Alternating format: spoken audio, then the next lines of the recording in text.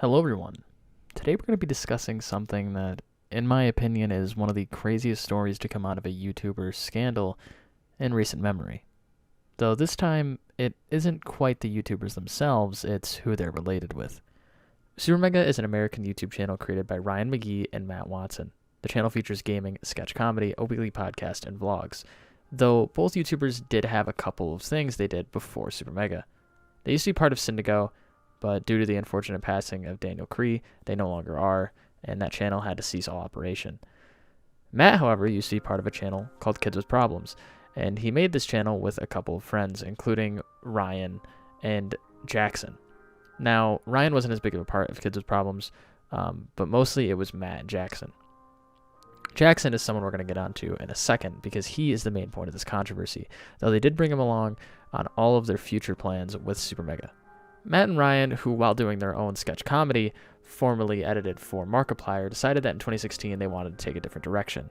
They moved on to start editing for The Game Grumps, Oni Plays, and Kitty Cat Gaming, though their star began to burn brighter around this time, and in 2019, SuperMega uploaded a video announcing that they would be leaving all of those to focus on their own channel. We worked for Game Grumps for 3 years, edited all of their Let's Plays and all of their commercials and all their videos, like the live action videos like Tim and Power and all this stuff. Ryan and I worked in that office, but then the whole time we were building up our channel, and then it came to this point where we realized, like, you know what? We're doing these live shows for our channel now. We're selling merch. We're having fun doing it. And we love Game Grumps so much and the opportunity they've given us, but we hit this point where we're like, you know what? Why don't we see what happens if we go on our own? Having decided to move on to focus on their own channel, they needed to get a lot more staff because, unfortunately, they couldn't do all this alone. They decided to enlist the help of a couple of their friends from before, such as Jackson Tucker, who was, as mentioned, a part of Kids with Problems with Matt. And this actually was a pretty interesting lineup they had.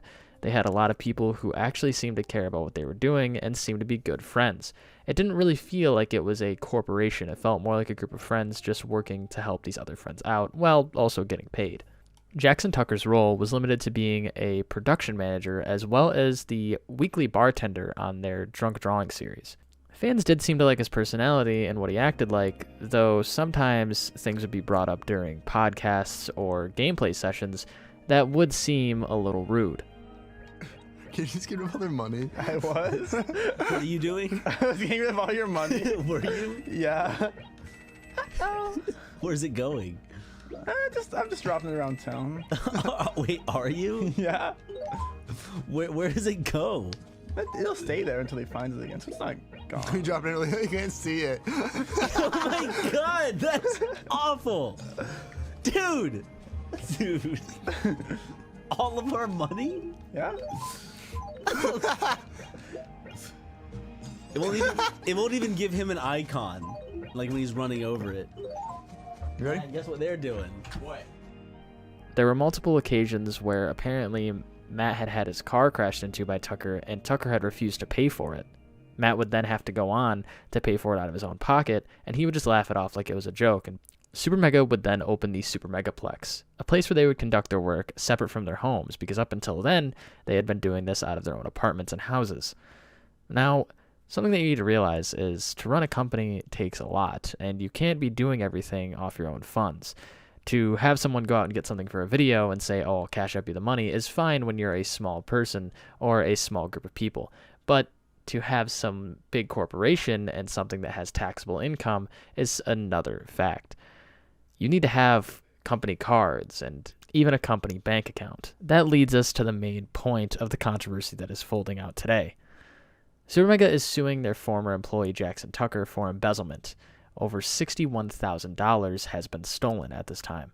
In the middle of March of 2022, the boys would begin to discuss on podcasts and even a couple gaming videos that something was weighing on their conscience and that they didn't really want to talk about it at the time. Nobody really knew what this was, and a couple people pointed out around this time that Jackson Tucker was not appearing in videos as much, and that drunk drawing wasn't really happening, as he was a crucial part of that series. It's incredibly painful. Adam and Eve both learned that no matter how close you are, snakes are always about. Snakes are always, go slithering through the grass. Always snakes around. Be careful, guys. There's always a fucking snake right around the corner. Yeah, be careful. Keep your wits about. Sometimes people might be your dog. Turns out that dog was a snake. Just keep that in mind. Couldn't have said it better myself, Watson. Isn't that what I thought I've heard that before in Christianity. Though on April 15th, we actually began to see what was going on. They issued a court hearing, a suing of sorts, of Jackson Tucker for embezzlement of using the company's card. The action was instituted by the plaintiff SuperMega to readdress the amounts of theft by former employee and defendant Jackson Tucker.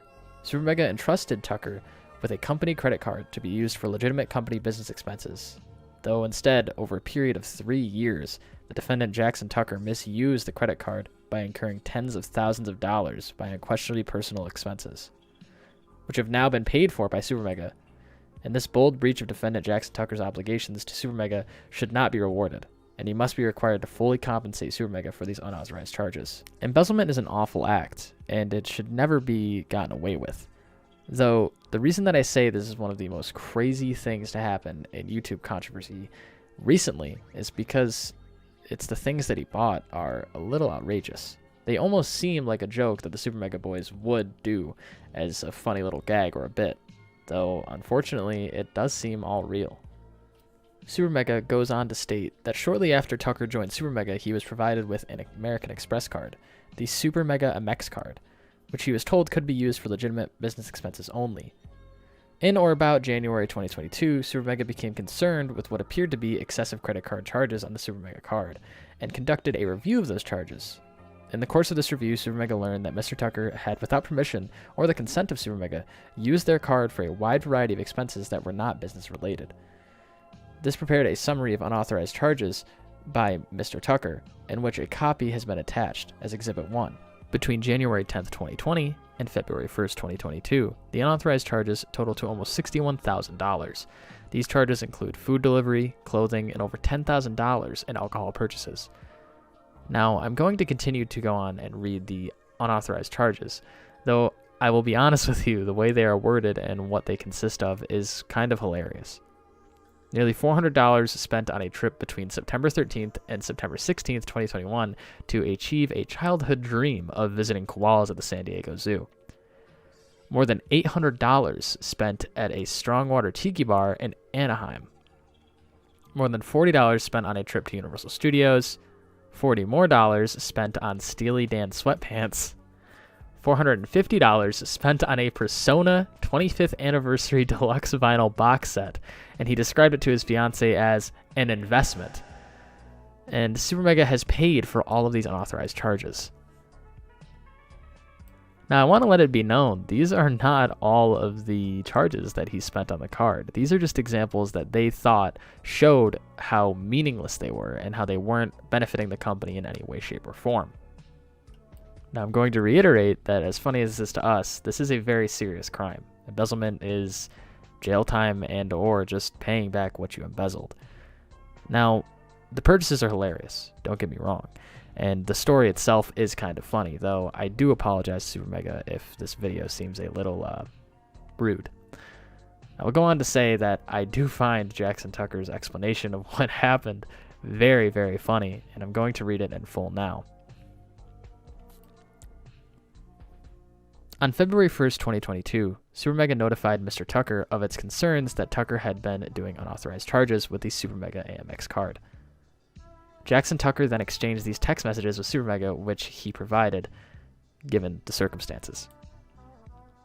Mr. Tucker stated that he had believed that he had confused the SuperMega card with a card that he had access to that belonged to his father. Jackson Tucker then added that all personal purchases on the SuperMega AMX cards were a mistake and that he never knowingly used the card for personal expenses.